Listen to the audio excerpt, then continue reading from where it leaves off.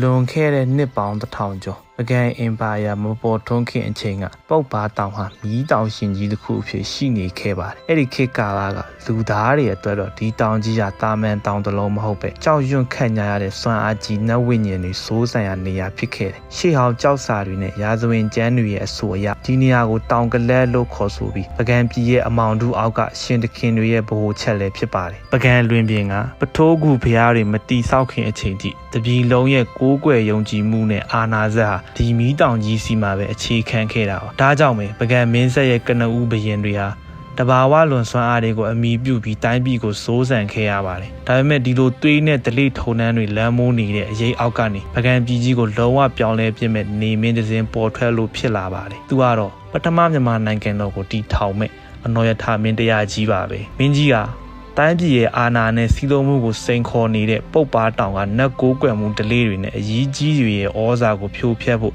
တန်ဋိဌာန်ချခဲ့တယ်ဒီလိုနဲ့တထုံပြည်ကနေကြောက်ရောက်လာတဲ့ရှင်အာရဟံရဲ့ထေရဝါဒဗုဒ္ဓတရားတော်ဟာမင်းကြီးရဲ့ဘာသာရေးပြုပြင်ပြောင်းလဲမှုတွေကြီးမားတဲ့လမ်းပြချက်ဖြစ်လာခဲ့ပါတယ်ဒါပေမဲ့နှစ်ပေါင်းများစွာအမြင့်တွယ်နေတဲ့ပုတ်ပါတောင်ရဲ့နတ်ဝိညာဉ်ယုံကြည်မှုကိုရုတ်တရက်ပယ်ဖျက်ဖို့မဖြစ်နိုင်တာကိုမင်းကြီးကကောင်းကောင်းသိခဲ့တယ်။ဒါကြောင့်ပဲနော်ရထားမင်းကြီးကနတ်ကိုးကွယ်မှုကိုကျွင်းမဲ့မပိတ်ပင်မဲ့စနစ်တကျထိန်းချုပ်ဖို့အတွက်ထူးခြားတဲ့မဟာဗျူဟာတစ်ခုကိုစတင်ခဲ့ပါတယ်။ပြည်သူတွေကိုးကွယ်ကြတဲ့ရိုးရာနတ်မင်းကြီး38ပါးကိုစနစ်တကျသတ်မှတ်ပြီးဗုဒ္ဓဘာသာရဲ့အောက်မှာပဲထားရှိစေမဲ့အလဲအပြောင်းပါပဲဒီမဟာဗျူဟာအရာအနော်ရထားမင်းကြီးဟာနတ်ကိုးကွယ်မှုကိုအကျွင်းမဲ့ပိတ်ပင်တားဆီးတာမျိုးမလုပ်ခဲ့ပါဘူးဒီတန်တရာနတ်တွေကိုစနစ်တကျစုစည်းပြီးမင်းကြီးမင်းသားနတ်မင်းကြီး38ပါးအဖြစ်တရားဝင်သတ်မှတ်ပေးခဲ့ပါတယ်ပြီးတော့အိမ်နတ်မင်းကြီးတွေကိုဗုဒ္ဓဘာသာရဲ့အထွတ်အထိပ်ဇေဒီတော်ကြီးတွေမှာအဆောင်အရှောက်ဖြစ်ထားရှိစေခဲ့တယ်အဲ့လိုဉာဏ်ပညာကြီးမားတဲ့ပေါင်းစပ်မှုဟာလူထုရဲ့ယုံကြည်မှုကိုမဖျက်ဆီးပဲတနိုင်ငံလုံးစီလုံးစေမဲ့စွမ်းအားတစ်ခုဖြစ်လာခဲ့ပါတယ်အဲ့ဒီအချိန်ကစလို့လျှို့ဝှက်စမ်းကြဲပြီးအမောင်တို့လွမ်းမိုးခဲ့တဲ့ပုတ်ပါတောင်ကြီးဟာလုံးဝပြောင်းလဲသွားခဲ့ပါတော့တယ်။သွေးနဲ့ရစ်ပူဇော်ခြင်းတွေရှိခဲ့ရာအရက်ကနေစီလုံးချင်းနဲ့ငိမ့်ချမ်းနဲ့ရိုးရာယုံကြည်မှုရဲ့ဗဟိုချက်ကြီးအဖြစ်ခိုင်မာစွာအမြင့်တွယ်ကြံရစ်ခဲ့ပါတယ်။ကိုးကွယ်ယုံကြည်မှုတွေစနစ်တကျရှိလာပြီးနောက်မှာတော့အနော်ရထာမင်းကြီးကတိုင်းပြည်ရဲ့အချုပ်အခြာအာဏာကိုပိုမိုခိုင်မာအောင်စတင်တည်ဆောက်ခဲ့ပါတယ်။ဒါပေမဲ့နိုင်ငံတော်ကြီးပိုမိုတောက်ပလာဖို့အတွက်စစ်မှန်တဲ့တရားဓမ္မတွေဂိမ်းအောင်ရပြည်တကတ်သုံးပုံတော်တွေလိုအပ်နေသေးတာကိုမင်းကြီးကသိမြင်ခဲ့တယ်။ဒါကြောင့်မို့ပဲပထုံပြည်ကပြည်တကတ်တော်တွေကိုပကံနိုင်ငံတော်စီပင့်ဆောင်ဖို့အတွက်အေယာဝတီမြစ်ကြောင်အတိုင်းတမိုင်းဝင်ခီးစဉ်ကြီးစတင်ခဲ့ပါတော့တယ်ပြည်တကတ်တော်တွေပကံပြည်စီဆက်ရောက်လာတဲ့အချိန်မှာတော့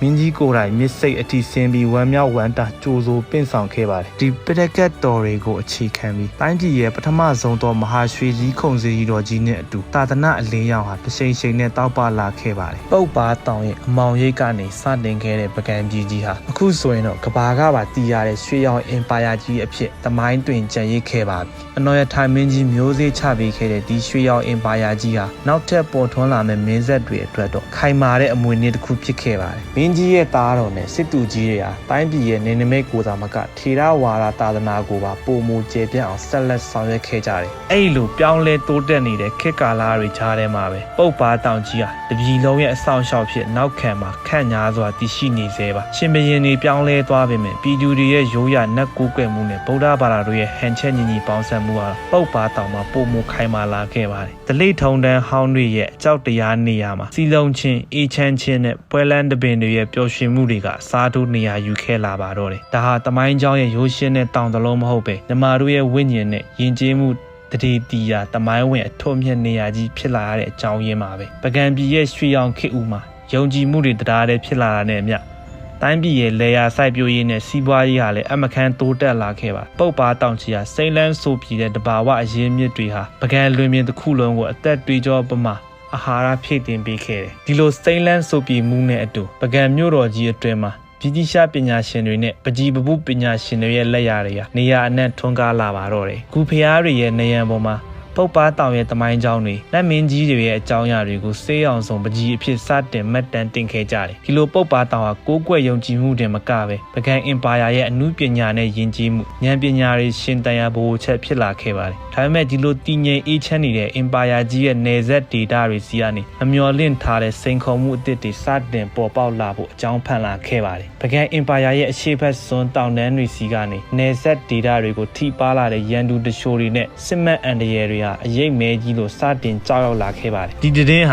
မြို့တော်ပကံစီကိုလက်စီးပမာရောက်ရှိသွားတဲ့အခါနန်းတော်အတွင်းမှာစိုးရိမ်ပူပန်မှုတွေနဲ့အတူစစ်မှတ်ပြင်ဆင်မှုတွေချက်ချင်းပေါ်ပေါက်လာခဲ့ပါတယ်တိုင်းပြည်ကိုကာကွယ်ဖို့အတွက်ပကံရဲ့စစ်တူကြီးတွေဟာအင်အားတောင့်တင်းတဲ့စစ်တပ်ကြီးကိုပုတ်ပါတောင်ချီမှာစူးရုံးဖို့အမိန့်ပေးလိုက်ပါတယ်ဘာဖြစ်လို့လဲဆိုတော့ပုတ်ပါတောင်ဟာစစ်ဗျူဟာအရအချက်ကြာကြတဲ့ခံတပ်ကြီးဖြစ်တယ်လို့စစ်တီတော်တွေအတွက်စိတ်ခွန်အားပေးရနေရလဲဖြစ်လို့ပါပဲစစ်တူကြီးကြံစစ်သားဟာလေသူ့ရဲ့ရဲစွမ်းတက်တိရှိတဲ့ရဲမတ်တွေကိုဦးဆောင်ပြီးပုတ်ပါတောင်ချီကနက်နန်းတွေမှာအောင်ပွဲရဖို့တစ္ဆာဒိဋ္ဌံပြုခဲ့ကြပါတယ်ဒါပေမဲ့ဒီစစ်ပွဲဟာရိုးတိုက်ပွဲတစ်ခုတည်းမဟုတ်ပဲတိုင်းပြည်ရဲ့ယုံကြည်မှုနဲ့စီးသုံးမှုကိုဖျက်ဆီးမဲ့လျှို့ဝှက်တဲ့အမောင်စွမ်းအားတွေပါဝင်နေတာကိုသူတို့မသိကြသေးပါဘူးမိုးတက်မုန်တိုင်းတွေနဲ့အတူနေဆက်ကတိုက်ပွဲဟာပြင်းထန်စွာစတင်ခဲ့ပြီးရန်သူတွေဟာတာမန်စစ်သားတွေမဟုတ်ပဲရှေ့ဟောင်းစုံကဝေအတက်တွေကိုပါအသုံးပြုလာခဲ့ပါတယ်ရန်သူစုံကဝေတွေရဲ့မော်အတက်ကြောင့်ပကံရဲမက်တွေဟာတောအုပ်ထဲမှာလမ်းပြောက်ပြီးစိတ်အာယုံတွေဝေဝါးကအကြီးအကျယ်အထိနာခဲ့ရပါတော့တယ်ဒီအခြေအနေကိုကြားသိရတဲ့စစ်တူကြီးကျန်စစ်သားဟာဒါရိုးစစ်ပွဲမဟုတ်ပဲပကံရဲ့ဝိညာဉ်အခြေခံကိုပါဖျက်ဆီးမဲ့အန္တရာယ်မှန်သူ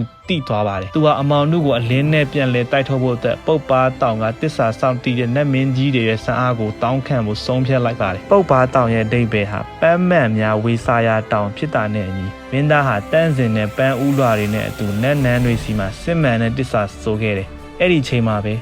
ရာစုနှစ်ပေါင်းများစွာငြိမ်သက်နေတဲ့ပုတ်ပါတောင်ကြီးရဲ့အောက်ခြေကနေမထင်မှတ်ထားတဲ့တဘာဝလွန်စွမ်းအားတွေစတင်လှုပ်ခတ်လာပါတော့ပုတ်ပါတောင်ထက်ကနေထွက်ပေါ်လာတဲ့ရွှေရောင်အလင်းနှန်းဟာမောင်မိုက်နေတဲ့စစ်မြေပြင်စီကိုလက်စည်းပမာပြန့်နှံ့သွားပြီးအမောင်မော်အတက်တွေကိုစတင်ဖြုံခွင်းလိုက်ပါတယ်စိတ်အာယုံတွေဝေဝါးပြီးလမ်းပြောင်းနေတဲ့ပကံရဲမက်တွေဟာလေအလင်းရောင်ကြောင့်ချက်ချင်းတတိပြန်လဲလာပြီးရဲရဲနဲ့စစ်စိတ်စစ်မှန်တွေပြန်လဲနိုးထလာခဲ့ပါတယ်စစ်တူကြီးကျန်စစ်သားဟာသူ့ရဲ့အောင်ပွဲခံလန်တော်ကိုမြောက်ကင်ပြီးရန်သူဗဟိုချက်စီကိုရေရဲဝင်းစတင်ချီတက်တိုက်စစ်ဆင်မာတော့တယ်။တစ်ဖက်ကရန်သူစုံကဝေတွေဟာသူတို့ရဲ့မောင်စွမ်းအားဖျက်ဆီးသွားတဲ့အတွက်ထိတ်လန့်တုန်လှုပ်ပြီးနောက်ဆုတ်ပြေးကြရပါတော့တယ်။ပုတ်ပါတောင်ရဲ့ကာကွယ်မှုကြောင့်ဗကန်စစ်တီတော်တွေဟာနယ်ဆက်ကရန်သူတွေကိုအပြတ်တက်အောင်ပွဲခံနိုင်ခဲ့ပြီးတိုင်းပြည်ရဲ့အချုပ်အခြာကိုထိန်းသိမ်းနိုင်ခဲ့တယ်။ဒါပေမဲ့ဒီအောင်ပွဲဟာစစ်ပွဲတစ်ခုရဲ့အဆုံးသတ်မဟုတ်ပဲပကံပြည်ကြီးပိုမိုခိုင်မာစမ်းတစ်လာဖို့အတွက်ပထမဆုံးခြေလှမ်းတာဖြစ်ပါသေးတယ်။တိုက်ပွဲအပြီးမှာစစ်တူကြီးကျန်စစ်သားဟာရန်သူထံကတင်စီရမိရဲ့လျှို့ဝှက်စမ်းကျဲချေအောင်ပစ္စည်းကိုယူဆောင်ပြီးပကံနန်းတော်စီပြန်လည်ရောက်ရှိလာခဲ့ပါတယ်။ဒီပစ္စည်းပေါ်ကထူးဆန်းတဲ့အမတ်သားတွေဟာပကံပြည်ရဲ့ရှေ့ဟောင်းအမောင်တို့ဒလေးတွေနဲ့ပုတ်ပါတောင်ရဲ့မေးလျော့နေတဲ့တမိုင်းချောင်းတွေနဲ့ဆက်ဆက်နေတာကိုသူတို့တတိပြုမိလိုက်ပါဒီနဲ့နေတဲ့လျှို့ဝှက်ချက်ကိုဖော်ထုတ်နိုင်ဖို့အတွက်စစ်တူကြီးဟာပုတ်ပါတောင်ကအရေးကြီးဟောင်းတွေနဲ့ဂူတင်ញိုင်းတွေစီတွားရောက်စုံစမ်းဖို့ဆုံးဖြတ်ခဲ့တယ်။ပုတ်ပါတောင်ရဲ့လျှို့ဝှက်တဲ့ကြောက်ခုနရံတွေပေါ်မှာရာစုနှစ်ပေါင်းများစွာလူသူမသိအောင်ဖုံးကွယ်ထားခဲ့တဲ့ရှေးဟောင်းကြောက်စာအသစ်တွေကိုသူတို့ရှာဖွေတွေ့ရှိခဲ့ကြတယ်။အဲ့ဒီကြောက်စာတွေအရပုတ်ပါတောင်ဟာတိုင်းပြည်ကိုဖျက်ဆီးမဲ့အမောင်တို့တွေကိုထာဝရပိတ်လောင်ထားတဲ့မဟာသတိုင်းကြီးတစ်ခုဖြစ်တယ်ဆိုတာကိုပေါ်ပေါက်လာခဲ့ပါတယ်။ဒါပေမဲ့အခုချိန်မှာတော့ရန်သူတွေရဲ့မော်အသက်ကြောင့်အဲ့ဒီအမောင်တို့ကိုပိတ်လောင်ထားတဲ့စွမ်းအားတပြေးပြေးရော့နေလာပြီဆိုတာသူတို့သဘောပေါက်သွားကြတဲ့အခါအကွဲချောင်းတွေကြားကထွက်ပေါ်လာတဲ့အမောင်အငွေတက်တွေဟာဂူတွင်းလေထုကိုချက်ချင်းအေးဆက်သွားပြီးချီဟောင်းဝိညာဉ်ဆိုးတွေနိုးထလာပြီဆိုတာကိုတတိပေးနေပါတယ်။စစ်တူကြီးကတိုင်းပြည်အန္တရာယ်ကြောက်တော့မဲ့အရေးကိုတားဆီးဖို့ပုတ်ပါတောင်ရဲ့တန့်စင်တဲ့အလင်းဆန်းအားကိုပြန်လည်ဖြည့်တင်ပေးမဲ့ဗုဒ္ဓဘာသာရဲ့တက်တော်မြတ်တွေကိုအသုံးပြုဖို့စဉ်းစားမိလိုက်တယ်။သူဟာရဲဝဲနဲ့ငင်းတီတော်တွေကိုပကံမျိုးစီချက်ချင်းစီလွတ်ပြီးနန်းတော်ကပူဇော်ထားတဲ့ဗုဒ္ဓမြတ်စွာဘုရားရဲ့တက်တော်ခွန်တွေကိုအမြန်ဆုံးပင့်ဆောင်စေခဲ့ပါတယ်။နောက်တနေ့အာယုံတက်ချိန်မှာတော့တောက်ပတဲ့ရွှေကျုပ်ထဲကတက်တော်မြတ်တွေကိုပုတ်ပါတောင်စီအရောက်ပင့်ဆောင်နိုင်ခဲ့ကြတယ်။တက်စစ်သားဟာတက်တော်ကျုပ်ကိုအကွဲနေတဲ့ရှေးဟောင်းကြောက်ဖြာရဲ့ဗဟိုချက်မှာတုံရည်နေတဲ့လက်တွေနဲ့ဂီယူဆိုင်ချထားပူဇော်လိုက်ပါတယ်။အဲ့ဒီချိန်မှာဗုဒ္ဓဘာသာရဲ့တန့်စင်တဲ့အလင်းနဲ့ပုတ်ပါတောင်ရဲ့ရိုးရာဝိညာဉ်စွမ်းအားတို့ပေါင်းဆက်သွားပြီးအမောင်တို့ကိုပြန်လဲပိတ်လောင်ပဲမဟာအလဲပြောင်ကြီးစတင်လာပါတော့တယ်။ရွှေကျုပ်တဲကထွက်ပေါ်လာတဲ့တက်တော်မြတ်ရဲ့ဗုဒ္ဓစွမ်းအားဟာအကွဲကြောင်းအလုံးကိုစုစည်းပြီးအမောင်တို့ရဲ့အခြေခံဝိညာဉ်စိုးတွေကိုမြေအောက်နဲ့လိုင်းစီထာဝရပြန်လည်မောင်းနှင်လိုက်ပါတယ်။ပုတ်ပါတောင်ကြီးဟာတပြည်လုံးကိုကာကွယ်ပေးမဲ့တန့်စင်ပြီးစွမ်းအားကြီးတဲ့မဟာတိုင်းကြီးအဖြစ်ပြန်လည်နိုးထလာခဲ့ပါတယ်။စစ်တူကြီးကျန်စစ်သားဟာတိုင်းပြည်ရဲ့ယုံကြည်မှုနဲ့နေနမိတ်ကိုအောင်မြင်စွာကာကွယ်ခဲ့နိုင်ပြီးနောက်တမိုင်းဝင်အောင်ပွဲတဲ့နဲ့အတူပကံမျိုးတော်စီခန့်ညားစွာပြန်လည်ချီတက်ခဲ့ဒီမဟာအောင်ပွဲကြောင့်ပဲပကံသူပကံသားတို့ရဲ့ရိုးရာနတ်ကူးကွယ်ယုံကြည်မှုတလေးနဲ့ခိရဝါဒဗုဒ္ဓဘာသာတို့ရဲ့ဟန်ချက်ညီညီပေါင်းဆက်ပြီးရှိမှုတို့ဟာပုံမခိုင်မာပြီးအတွင်းရှိတည်တံ့ခိုင်မြဲသွားပါတော့တယ်။လွန်ခဲ့တဲ့နှစ်ပေါင်း1000ကျော်ကအမောင်ရိပ်တွေရှိခဲ့တဲ့ပုတ်ပါတောင်ကြီးဟာ ယနေ့တိုင်အောင်မြန်မာတို့ရဲ့ဝိညာဉ်ယဉ်ကျေးမှုနဲ့ကိုးကွယ်ယုံကြည်မှုတို့ရှင်တန်ရာအထွတ်မြတ်နေရာကြီးအဖြစ်တည်ရှိနေစေဖြစ်ပါတယ်